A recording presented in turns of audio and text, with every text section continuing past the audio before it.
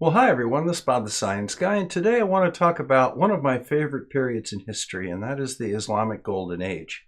Now, as Europe was struggling through the Middle Ages, with lost knowledge from the Western Roman Empire and poor scientific communications, the opposite was occurring in the Middle East. The Eastern Roman Empire continued for 1,000 years after the Western Empire fell, and they continued the Roman approach to science. In other words, the Byzantines were very good engineers and had fantastic architecture.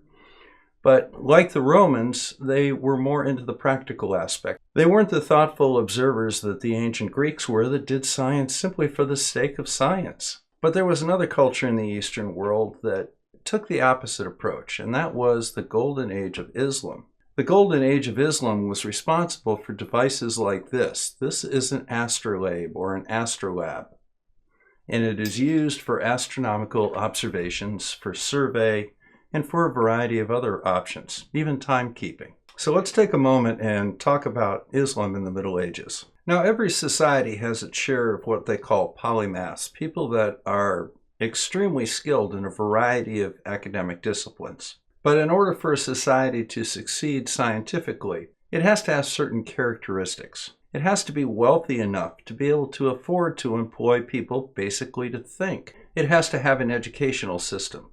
It has to have a common language. Now, these factors were lacking in Western Europe during the Middle Ages, especially the early Middle Ages after the fall of the Roman Empire in the West. However, in Islam, a premium was placed on scholarship for cultural and religious reasons. The idea was sort of, if you want to rule the world, you need to know the world. And early on in the religion of Islam, two goals were set up. First of all, they wanted a common language, and that was to spread the word of the Quran. But more importantly, they wanted the entire empire to have a sense of unity, and as a result, they settled on Arabic. The second thing that they did was they set about collecting the knowledge of the ancient world.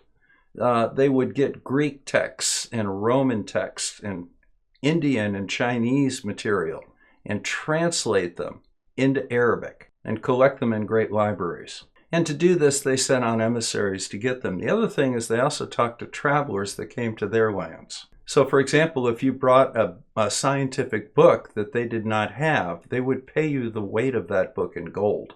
And as a result, they collected a great deal of material. Scholars would translate this material into Arabic, and then they would turn these books over to the intellectuals to understand and expand upon them. Now, when you govern a large region, one of the things that you may want to know is, well, how much of the earth do you control? This would be a very important problem because it would tell you how much more you still had to conquer. So this was a question that was of interest to the rulers of Islam. Now, there were a number of problems with this. They were aware of how Eratosthenes determined the circumference of the earth. However, unlike Eratosthenes, travel in their part of the world involved very long treks through the desert with little or no water. Plus, even if they did go through the effort to do that, how would their measurement be any better than that of Eratosthenes? Al-Biruni was an Islamic polymath around 1000 AD or so, and on his desk were Arabic translations of books of geometry and trigonometry and algebra. And he set his mind to the problem of trying to find a simple mathematical way to determine the size of the earth. While visiting the fortress of Nandana in Pakistan, the answer came to him. Nandana was a hilltop fortress about 450 meters above a valley. This is actually a view from the fortress. And Al-Biruni worked out a mathematical formula to very precisely determine the height of the hill. And then measuring the dip to the horizon, he was able to work out the radius of the earth. And to do this, all he needed was an astrolabe.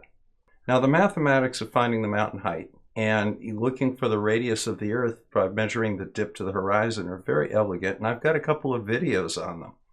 Or you can just simply go to Walter Bisselin's Advanced Earth Curve Calculator. It's all right here, including corrections for refraction. And refraction, of course, would be relatively minimal. Even without including refraction or the curvature of the earth, you get a very accurate determination of the radius of the earth. Failure to include the curvature of the surface of the earth in the calculation does result in an error, but that error is about 2 meters out of 450 plus. and the end result is not significantly different from the true radius of the Earth. Now, as the Middle Ages wore on, there was more and more contact between Western Europe, the Eastern Roman Empire, and Islam. This is the time of the Crusades to recapture Jerusalem. You had the Muslim invasions of Europe. You had the fall of the Byzantine Empire in 1453. So even though they were in warfare, there was mingling of the cultures. When Constantinople fell, Byzantine scientists emigrated to Europe to escape the Muslims and brought with them their science and knowledge of Greek.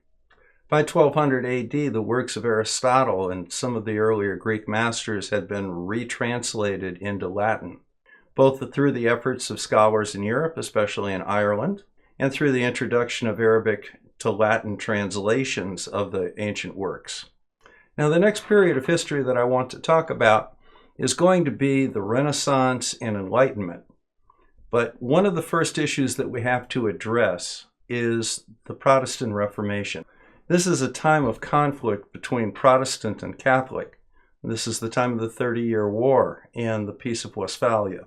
So, this is Bob the Science Guy. Thank you very much for stopping by. Make sure you drop me a like and a subscribe. I'm nearing the end of section 2, and then I'm going to start getting into the modern flat Earth. So I should have this done sometime this weekend, and I'm going to start my study of the modern flat Earth the first of the week. So until then, take care, folks.